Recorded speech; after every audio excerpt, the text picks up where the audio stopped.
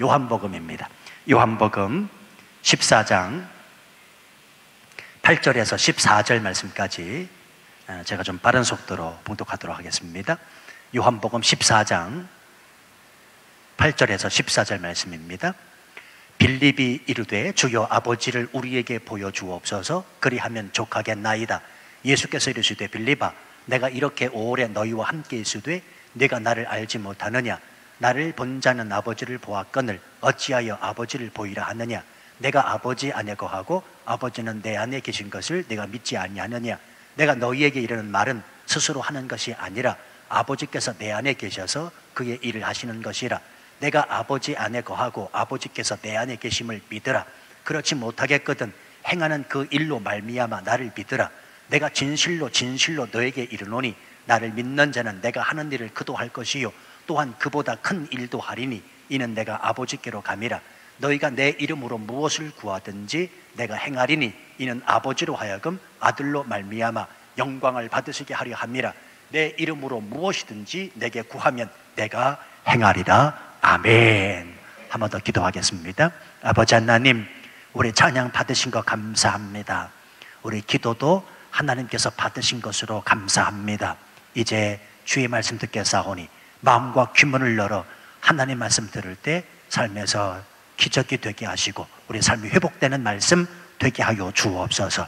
종의 모습은 온전히 감추시고 이 시간도 흩어져서 출타 중에 있는 성도들, 이 시간을 사모하는 자들마다 하나님이 허락하시는 평강이 그들 있는 곳에서 넘쳐나게 하여 주옵소서.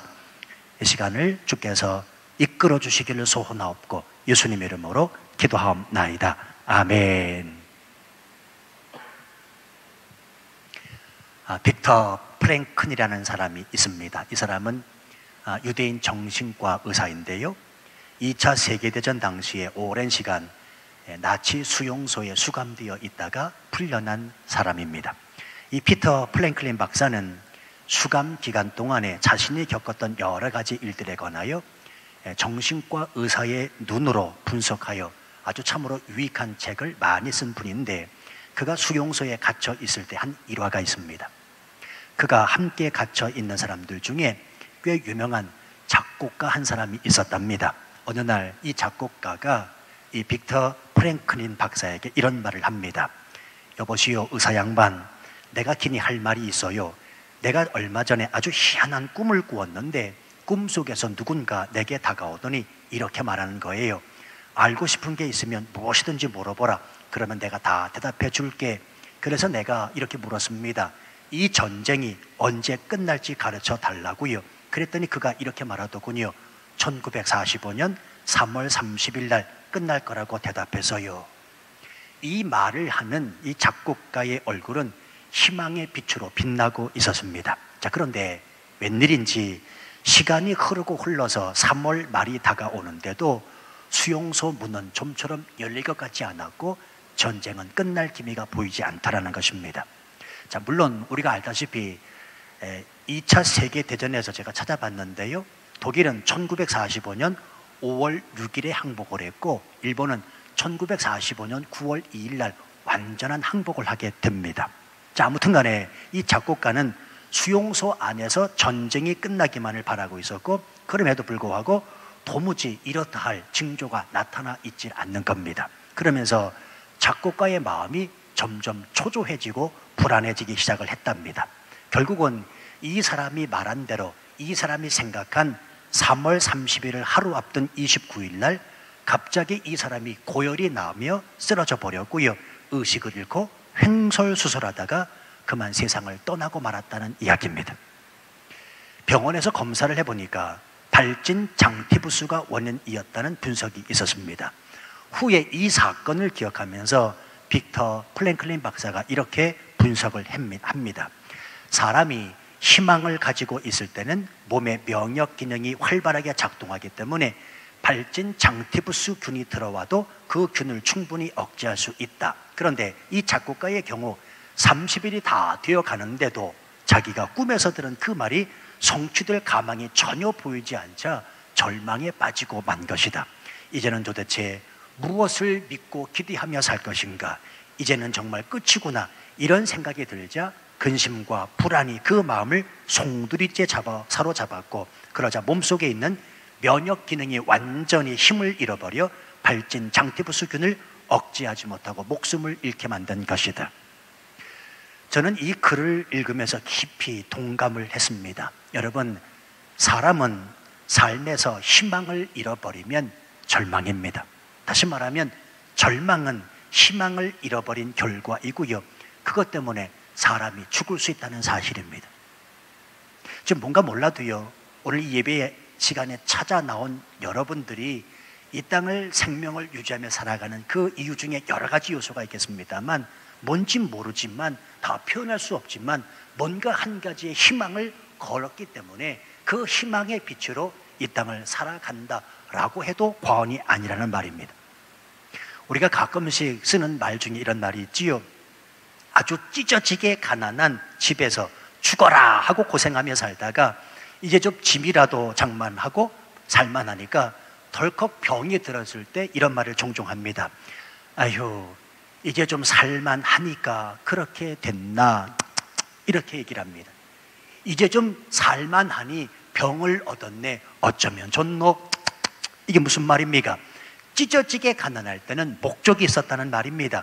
하고자 하는 꿈이 있었고 해야 한다는 희망도 가지고 있었다는 말입니다. 그러다가 그것이 모두 이루어진 순간 그동안 그것을 이루기 위해 애쓰고 수고한 모든 것이 확 풀어지면서 병에 걸리고 몸에 이상이 찾아올 수 있다는 말입니다. 그래서 여러분이요, 우린 여하간 이 땅 살아가면서 희망의 끈을 놓치지 않고 살아가는 것이 중요합니다. 사람은 생명 다하는 그 순간까지 꿈이 있어야 하고 희망이 반드시 있어야 됩니다.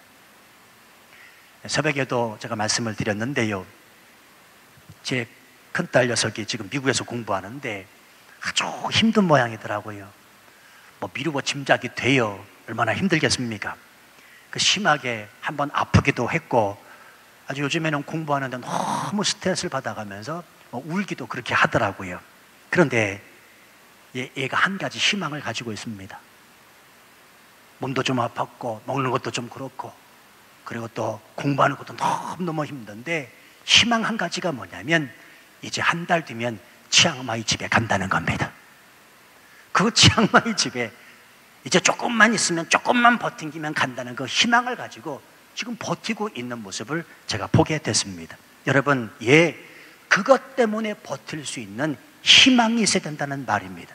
희망은 우리를 버티게 만드는 힘이라는 사실입니다. 그래서 여러분이요, 이런 의미에서 우리가 예수 그리스도를 믿는다, 우리가 신앙생활을 한다, 믿음 생활을 한다는 것은 얼마나 중요한 일인지 모릅니다. 왜냐하면 예수 그리스도 그분은 우리 삶의 모든 것에 희망 되시기 때문에 그렇습니다. 그래서 저와 여러분이 아닌 것 같아도 그 예수님 때문에 버틴기잖아요. 그 예수님 때문에 참잖아요. 그 예수님 때문에 견뎌내지 않습니까? 안 그렇습니까? 우장로님 그러시죠? 제 우장로님 참 새벽마다 뵈면 그런 생각이 들어요. 네. 예수님 때문에 버텨내고 예수님 때문에 참고 하나님께서 우리에게 하나님 나라에 대한 희망을 허락하셨기 때문에 그 하나님 나라에 대한 꿈꾸는 비전을 가지고 살기 때문에 우리가 이 땅을 버팅기며 살 수 있는 것 아니겠냐고요. 지난주에 우리가 살펴봤지만 예수님께서 친히 하신 말씀이 있습니다. 내가 곧 길이요 진리요 생명이다. 여러분 생각해 보십시오. 인생에서 길을 찾고 진리를 알고 생명을 소유하면 그게 희망 아니겠습니까? 그리스도인들이 당당한 그 이유가 무엇입니까? 바로 이런 예수님이 내가 믿고 있는 그 예수님 되시고 내 구세주 되시고 내 전부 되시기 때문에 우리는 희망을 잃지 않고 이 땅을 살아가는 원동력이 되지 아니하겠습니까? 여러분 이런 생각 한번 안 해보셨나요? 물질이 우리 삶의 희망이라면 믿으시겠습니까? 만약에 우리 삶의 희망이 사람이라면 믿으시겠냐고요? 여러분 돈이 희망이라면 돈 많은 사람들은 걱정도 하지 말고 근심도 하지 말고 자살도 하지 말아야 됩니다. 근데 어떻습니까? 돈 없는 사람보다 돈 많은 사람이 자살률이 높다는 사실을 아십니까? 통계적으로 그렇습니다. 주위가 높은 사람이, 권세를 쥐고 있는 사람이 오히려 자살률이 많다는 사실을 아셔야 됩니다. 또 흔히들 이렇게 이야기합니다. 자식이 희망이지요. 네, 자식 하나 보고 살아갑니다. 여러분 정말 그렇습니까? 제가 분명히 말씀드릴게요. 자식 희망이 아닙니다. 저도 자녀를 키우고 있습니다만 내 자식이 내 희망이 되어서는 결단코 안 된다는 말입니다. 왜요? 한번 보십시오. 지금 자식이 부모를 죽이는 세태입니다. 여러분, 자식이 부모를 죽인다. 야, 말세 중에 말세입니다. 아니, 어떻게 자식이 부모를 망치로 때려 죽일 수 있습니까? 보험금을 타내기 위해서 용돈을 주지 않는데 어떻게 나를 길러주시고 낳으신 그 부모님을 때려 죽일 수 있는 말이? 그러니 내 자식이 희망이라고 살아가는 사람, 내 자식을 희망으로 걸어놓고 살아가는 사람 어리석다는 말입니다. 그래서 자식도 희망이 아닙니다. 그래서 희망이란 어쩌면 눈에 보이지 않는 것이 맞을 수 있고요, 눈에 보이는 희망이란 언젠가는 반드시 사라질 것들이라는 말입니다. 그럼에도 사람들은 희망을 보여달라고 말하고 희망이 보여야 살 수 있다고 아우성을 치고 있습니다. 그가 누구냐면 오늘 본문에 나오고 있는 빌립이라고 하는 사람입니다. 한번 8절 말씀 보시죠. 빌립이 이르되 주여 아버지를 우리에게 보여주옵소서. 그리하면 족하겠나이다. 그리하면 족하겠나이다라는 말은 내가 희망을 갖겠습니다라는 뜻입니다. 여러분, 지금 빌립은 3년 반 동안 예수님과 함께 지내면서 예수님에게 배우고 가르침을 받았건만 예수님이 정확히 누구신지에 대하여 모르고 이 말을 하고 있습니다. 이전에 예수님께서 끊임없이 말씀하셨습니다. 나와 아버지는 하나라. 너희가 나를 알았더라면 내 아버지도 알았으리로다. 이제부터는 너희가 그를 알았고 또 보았느니라. 그리고 오늘 9절에서도 예수님 말씀하십니다. 나를 본 자는 아버지를 보았거늘 이라고 말씀하십니다. 그럼에도 불구하고 여전히 이 빌립은 예수 그리스도를 자기의 눈앞에 있는 그분을 하나님으로 인정하지 않고 있다는 말입니다. 성도 여러분, 지금 이 상황은요, 아주 쉽게 말씀드리면 김 목사를 김 목사로 인정해 주지 못하는 상황과 동일한 상황이고 내 자식이 나를 엄마 아빠로 인정해 주지 못하는 상황과 동일한 것입니다. 그러니 예수님의 그 마음이 얼마나 답답하셨겠습니까? 예수님의 마음을 한번 헤아려 보시기를 바랍니다. 적어도 예수 그리스도를 믿는 자라면 그 예수 그리스도의 마음이 지금 어떤 마음인지 헤아릴 수 있어야 되지 않겠습니까? 성도 여러분, 우리 이것 한 가지는 분명히 기억하고 살자고요. 삶을 살다 보면 우리 믿음은 반드시 흔들립니다. 제가 성경 공부 시간에 그런 예를 드렸는데 우리 믿음을 그래프로 표현하자면 믿음이 이렇게 올라갑니다. 하나님 말씀을 듣고 성경 공부를 하고 찬양을 하고 기도를 하면 우리 믿음은 올라갈 수 있습니다. 그런데요, 여러분 꼭 기억하십시오. 올라가는 믿음은 반드시 내려가게 되어 있습니다. 난 죽어도 내려가지 않다라고 말하는 사람도 교만한 사람입니다.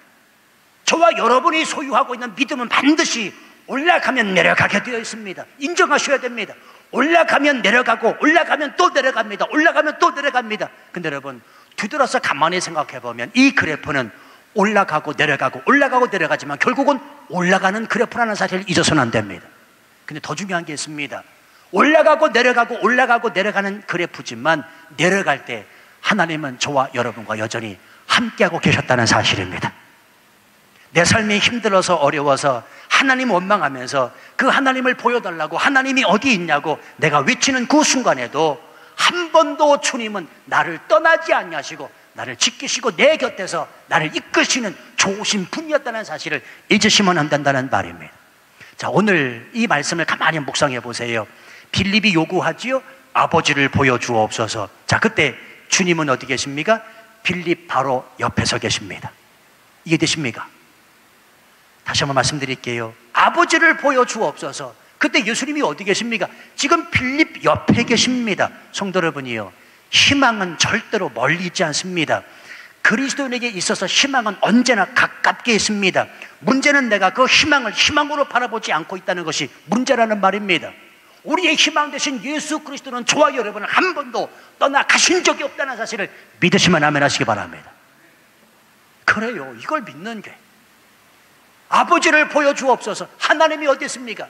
그 빌립에게, 그 그 필립이 예수님께 질문할 때 그 예수님 어디 계셨냐고요? 필립 옆에 계시잖아요. 희망 되신 예수 그리스도는 한 번도 우리를 떠나신 적이 없다니까요. 문제는 내가 떠났다고 믿는 내가 문제라는 말입니다. 지금 필립의 문제는 뭔고 하면 다른 게 아니고요, 하나님이 자기 앞에 있음에도 믿지 아니했다는 것이고, 하나님을 감각적으로 그리고 이성적으로 알려고 했다는 것이 문제입니다. 그러니 하나님을 보여달라고 말합니다. 다시 말하면 내 이성으로 이해시켜 주십시오, 내가 손으로 만짐받게 해주십시오 라고 말하는 겁니다. 성도 여러분, 묻겠습니다. 정말로 하나님을 만나고 보고 싶으십니까? 그렇다면 인간의 감각적인 것과 이성적인 것들을 하나님 앞에 내려놓을 수 있어야 됩니다. 하나님은 영이시기 때문에 영적인 눈으로 하나님께 다가가야 하나님이 보이기 시작하지, 감각적이고 이성적으로 접근해서는 절대로 하나님을 만나려야 만날 수가 없고 그분을 뵐래야 뵐 수가 없다는 사실을 인정하셔야 됩니다. 여러분, 영적인 눈이란 다른 게 아닙니다. 믿음의 눈입니다. 믿음의 눈으로 하나님을 먼저 볼 수 있어야 됩니다. 이것도 성경 공부 시간에 말씀드렸는데, 하나님은 우리에게 세 가지 성을 주셨습니다. 감성과 이성과 그 위에 뭐가 있습니까? 영성이 있습니다. 근데 세상의 사람들은 영성이 없다고 말합니다. 영성을 무시합니다. 그러니 세상 사람들은 이성에 충족된 삶을 살면 그만입니다. 그러나 저와 여러분은 다릅니다. 하나님이 우리에게 부여하신 감성과 이성과 영성이 있다는 사실을 알고 이 영성으로 하나님을 보실 수 있어야 됩니다.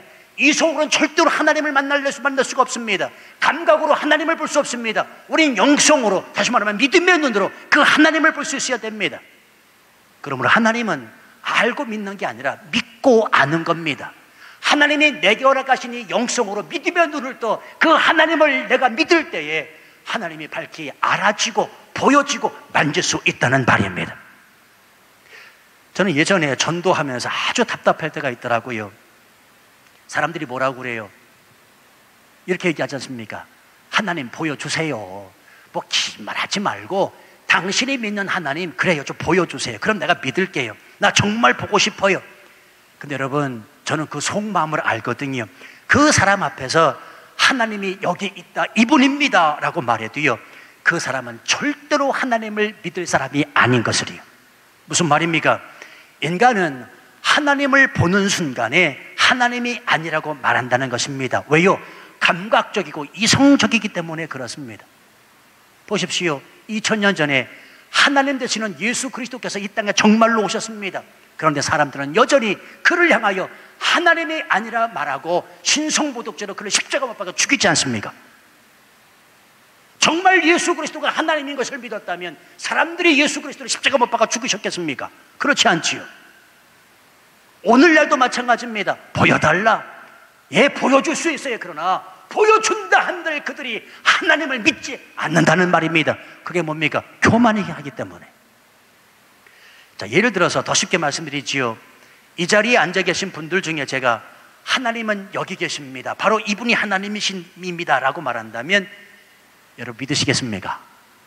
안 믿어요. 그래서 여러분, 차라리 보이지 않는 것이 진짜입니다. 아시겠습니까? 물론 죄인된 우리가 하나님을 볼 수도 없지만 하나님을 보지 않고 믿는 게 참으로 복되도다. 예수님 말씀하신 게 맞는 말입니다. 우리는 하나님을 볼 수도 없지만 보지 않고 믿기 때문에 믿어지는 겁니다.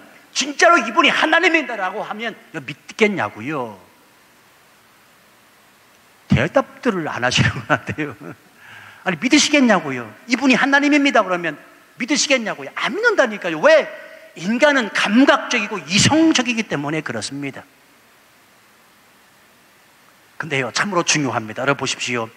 지금 눈에 보이지 않고 손으로 만질 수 없는 그분을 향해 우리가 찬양을 드리고 있습니다. 기도를 드립니다. 말씀을 듣는다고 앉아 있습니다. 지극히 내가 이성적이고 감각적인데 눈에 보이지 않는 그 하나님을 향하여 찬양하고 기도하고 말씀을 듣는다고 이 자리에 앉아 있습니다.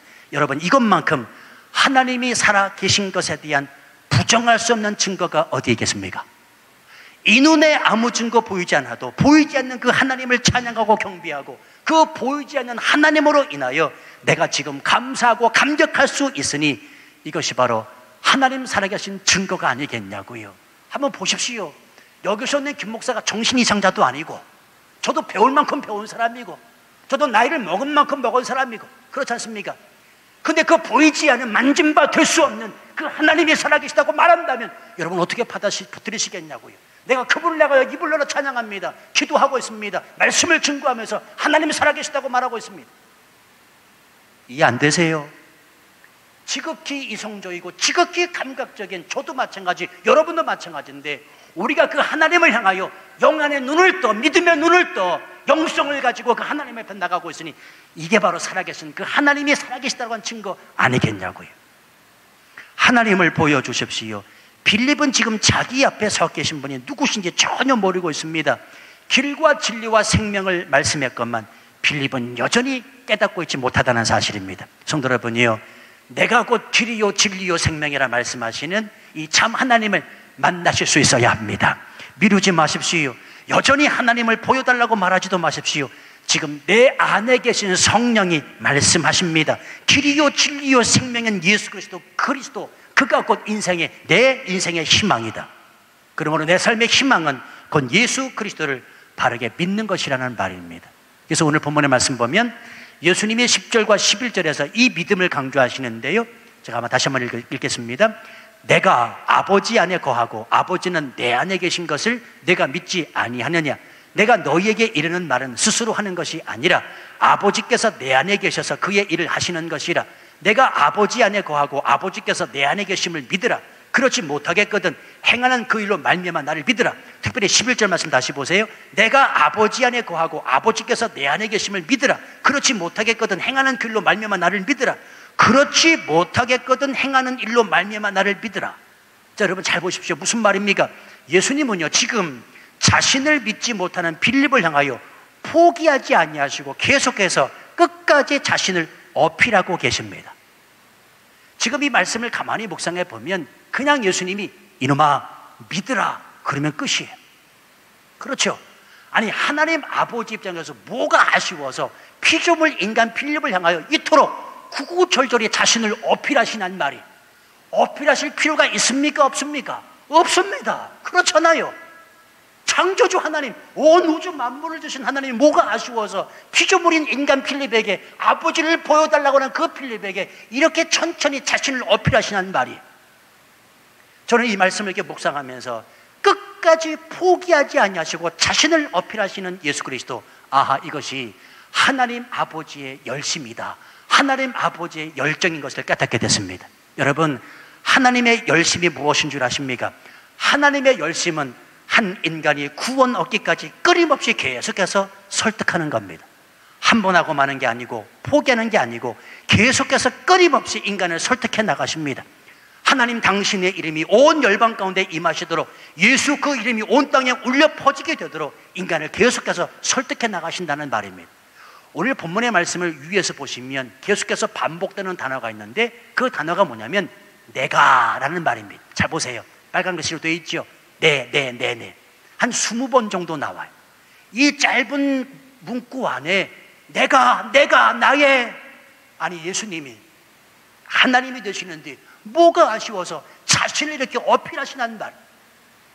여러분, 하나님의 열심, 하나님의 열정을 여러분이 눈여겨보실 수 있어야 됩니다.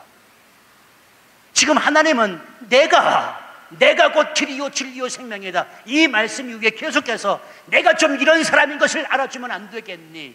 하나님 아버지를 보여달라고 내가 네 앞에 있지 않느냐? 왜 아직도 믿지 못하느냐? 이 시간도 말씀을 통하여 내 귀에 들리는 하나님의 말씀, 그 말씀을 통하여서도 내 사실을 알지 못하느냐? 내가 존재하고 있다는 것을 깨닫지 못하느냐? 지금 예수님께서 이 말씀을 하시는 이유를 아셔야 되고요, 이 예수님의 이 말씀 하실 때에 그 마음의 입장을 헤아리실 수 있어야 됩니다. 하나님의 열심입니다. 한 영혼을 같이 포기하지 않으시고 끊임없이 설득해 나가시면서 그를 구원에 이루도록 만드시는 그 하나님 아버지의 열심과 열정. 그저께 새벽기도 하면서 갈라디아서를 보니까요, 갈라디아서 4장 19절로 20절 말씀에 보니까 사도 바울도 이 열심을 동일하게 가졌더라고요. 거짓 복음과 율법주의에 빠져있는 그 갈라디아 교인들 향하여 포기하지 않냐고 뭐라고 이야기하냐면, 너희 속에 그리스도의 형상을 이루기까지 다시 너희를 위하여 해산하는 수고를 한다 라고 말하고 있고요. 뿐만 아니라 내가 이것 때문에 언성을 높인다 라고까지 말하고 있습니다. 내가 이것 때문에 언성을 높인다. 내가 다시 너희들에게 말한다. 내가 그리스도의 형상을 담기까지 내가 해산하는 수고를 다시 한다.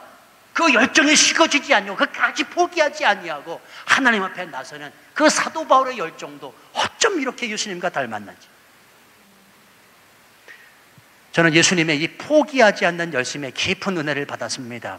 왜냐하면요, 제가 특별히 이 말씀의 은혜를 받은 이유는 저도 인간이기 때문에 포기하고 싶은 때가 있거든요. 참 우리 치앙마이 중학교 성도님들은 저를 너무나 귀하게 사랑해 주시고 저를 너무나 존중해 주셔서 어떤 김 목사를 힘들게 하지 않을 뿐더러 그냥 목사님은 그냥 아주 편안하게 지내셔야 된다고 그렇게 말씀하시는데요. 네, 너무 고맙습니다. 근데 여러분, 때로는 그런 것들이 저로 하여금 포기하게 만드는 어떤 결정적 요인이 되게도 만듭니다. 오늘 아내하고도 이런 얘기를 했는데, 제가 이번 주에 주보에 제가 이제 목사 이야기를 쓰거든요. 그 어느 때보다도 한 주간이 썰렁해요, 교회 분위기가. 이해하십니까? 그 어느 때보다도 이번 한 주간이 썰렁하더라고요. MTC도 이제 끝났지요. 문화센터 끝났죠. 또 외출하신 분 많죠. 한국으로 돌아가신 분 많죠. 또 북태 선교사 또 열리고 또 그래서 선교사님들 다 그쪽에 가 계시죠. 그러니까 이번 주 이렇게 보내는데 오늘 수요일이잖아요. 월요일, 화요일, 수요일 3일이 너무 썰렁한 거예요. 주차장이 썰렁하더라고요. 주차장이. 그러면서 여러분, 주차장이 썰렁하고 교인들이 출입이 없기 때문에 김 목사가 편하게 싸바이 하면 되겠구나 라고 생각을 하신다면 큰 오해입니다. 저는요, 오히려 그것이 저를 죽이게 만든다고요. 그래서 제 아내하고 이야기 나눴습니다. 야, 나 힘들다. 나 일해야 되는데 뭔가 좀 북적북적하고 말이죠. 기도해야 되고 뭔가 해야 되는데 나 너무 힘들다. 근데 어쩜 하나님께서 이 말씀을 딱 주시는지 끝까지 포기하지 아니하시고 상황과 여건을 보지 아니하고 한 인간 피조물을 하나님을 만나게 하려고 그 예수 그리스도께서 자신을 끝없이 피해라시는 이 모습을 보면서 하나님 아버지의 열정, 하나님 아버지의 열심이 느껴지게 된 겁니다. 포기하지 말아야 되겠다. 또 다시 한번 기회로 잡아야 되겠다. 그래서 목사 이야기의 결론이 뭐냐면, 이번 한 주간 그렇게 썰렁했지만 교회 분위기가 그 어느 때보다도 조용했지만 결국 이러한 것도 하나님이 내게 허락하시는 쉼이구나, 안식이구나. 그래서 하나님의 은혜라. 그렇게 결론을 썼다고요. 아마 주일날 주보를 보시면 아실 겁니다.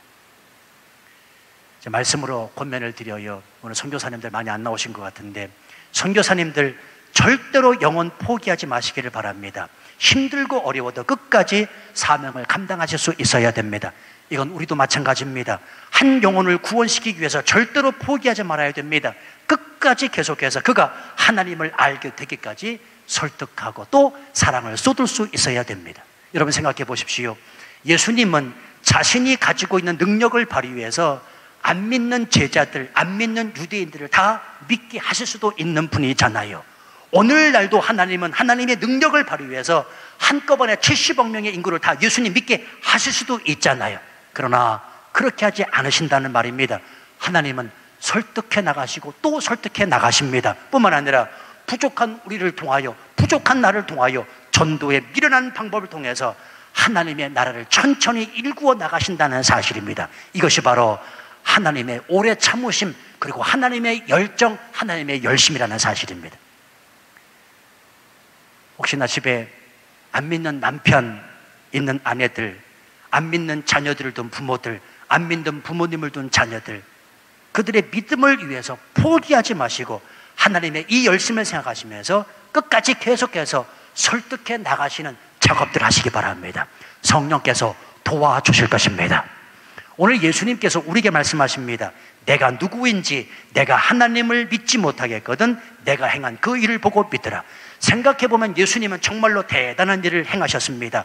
어떤 인간도 행할 수 없는, 인간이 행하기는 불가능한 일들을 행하셨습니다. 그것이 어디에 기록되어 있습니까? 성경에 기록되어 있지 않습니까? 그러므로 성경을 믿는다고 하는 것은 하나님을 믿고 그 예수 그리스도가 행한 것을 믿는다는 사실입니다. 예수님은 이러한 믿음을 가진 자들에게 두 가지 축복을 허락해 주시는데요, 이게 너무나 귀하더라고요. 자, 첫 번째, 능력을 주시겠다 말씀하십니다. 12절 말씀, 내가 진실로 진실로 너희에게 이르노니 나를 믿는 자는 내가 하는 일을 그도 할 것이요 또한 그보다 큰 일도 하리니 이는 내가 아버지께로 감이라. 여기서 그보다 큰 일이란 질적인 것이 아니라 양적인 것을 가리킵니다. 여러분, 이것은 쉽게 우리가 이해할 수 있습니다. 보십시오. 여러분, 치앙마이 중앙교회 처음에는 아주 미약했습니다. 처음부터 이랬나요? 그렇지 않습니다. 치앙마이 중앙교회 처음에는 너무나 미약했습니다. 그러나 전 성도들이, 이 교회 안에 속한 모든 성도들이 믿음을 가지고 포기하지 아니하고 하나님 앞에 나가 기도할 때 하나님이 우리에게 역사하신 지금의 이 모습을 목도하고 계시지 않습니까? 그게 바로 무엇입니까? 믿음으로 하나님 앞에 기도한 결과 하나님이 저와 여러분들에게 가신 능력이라는 사실입니다. 오늘 예수님 분명히 말씀하시잖아요. 내가 진실로 진실로 너에게 이르노니 나를 믿는 자는 내가 하는 일도 그도 할 것이요. 무에서 유를 창조하신 하나님. 여러분, 제가 치앙마이 13년 전에 처음 들어왔을 때 치앙마이 중학교가 어디 있습니까? 완전히 무였습니다. 그렇잖아요. 그리고는 시작을 했습니다. 13년 지나요. 오늘 우리가 여기에 앉아있다는 이 사실, 하나님이 행하신 그 큰 능력을 주께서 우리에게 부여해 주셨기 때문에 저와 여러분이 믿음을 다하여 기도한 결과 하나님이 보여주신 결과라고 믿으시면 아멘 하시기 바랍니다. 이거잖아요, 이거. 오늘 그대로 되지 않았습니까? 이는 내가 아버지께로 감이라. 아버지께로 감이라. 예수님께서 십자가에 죽으시고 부활하시고 하늘로 승천하시기 위해 그 예수 그리스도의 사명을 우리에게 위임하고 계시다는 사실입니다. 이 능력을 주신 이유가 뭐냐? 예수님은 하늘로 승천하시지만 이 땅을 살아가는 저와 여러분, 하나님의 나라를 꿈꾸며 이 땅 가운데 하나님의 나라를 건설할 저와 여러분들에게 예수 그리스도께서 주셨던 그 영적인 능력을 믿음으로 행하는 자에게 하나님이 허락하셨다는 사실입니다. 그래서 여러분, 어디 가서든지 당당하게 예수 그리스도 능력을 받은 자로 행하실 수 있어야 됩니다. 어디 가 계시든지 간에 자신감을 잃지 않냐고 예수 그리스도로부터 위임받은 그 예수님의 그 능력으로 병든 자에게 손을 얹어 기도하며 부패하고 타락한 그 영적인 그곳을 향하여 예수 그리스도의 이름으로 악한 마귀 사탄을 물리칠 수 있는 저와 여러분이 되단다는 사실입니다. 지금 그 축복을 하나님이, 예수님이 허락하시겠다고 말씀하세요. 두 번째, 기도에 응답을 하시겠다고 말씀하시지요. 이러한 믿음을 가진 자들에게 기도에 응답을 하시겠다. 13절 말씀 보십시오. 너희가 내 이름으로 무엇을 구하든지 내가 행하리니. 이 말씀이 14절에 또다시 반복되고 있습니다. 반복은 중요하기 때문에 반복하는 겁니다. 성경에 지면은 늘려고 반복하는 게 아니라 중요하기 때문에 반복하는데 14절에서 또 반복합니다. 내 이름으로 무엇이든지 내게 구하면 내가 행하리라. 여러분, 두 번씩이나 강조해서 말씀하고 있습니다. 그렇습니다. 믿음으로 기도하면 하나님이 응답하십니다. 요는 응답에 초점을 맞추지 마시고 믿음에 맞추셔야 됩니다. 우리 믿음의 대상인 예수 그리스도 그 하나님에게 초점을 맞추셔야 된다는 말입니다. 오늘 예수님의 이 말씀은 믿음을 강조하는 말씀이기 때문에 그렇습니다. 여러분, 믿음은 작고 크고가 없지요. 예수님께서 복음서에서 겨자씨 비유를 말씀하시는데 겨자씨만한 믿음이 있다면 그 겨자씨만한 믿음이라는 것은 크고 작음이 아닙니다. 겨자씨만한 요만한 믿음을 소유하고 있다면 그 말이 아니라 믿음이 있고 없고예요. 겨자씨만한 믿음이 있느냐 없느냐지 겨자씨만한 믿음이냐 아니냐가 아니란 말입니다. 믿음은 작고 큼이 아닙니다. 믿음은 있고 없고의 문제라는 말입니다. 그러므로 우리가 기도할 때 믿음으로 구하면 하나님이 응답하시겠다고 오늘 예수님이 말씀하고 있습니다. 다시 말씀드립니다.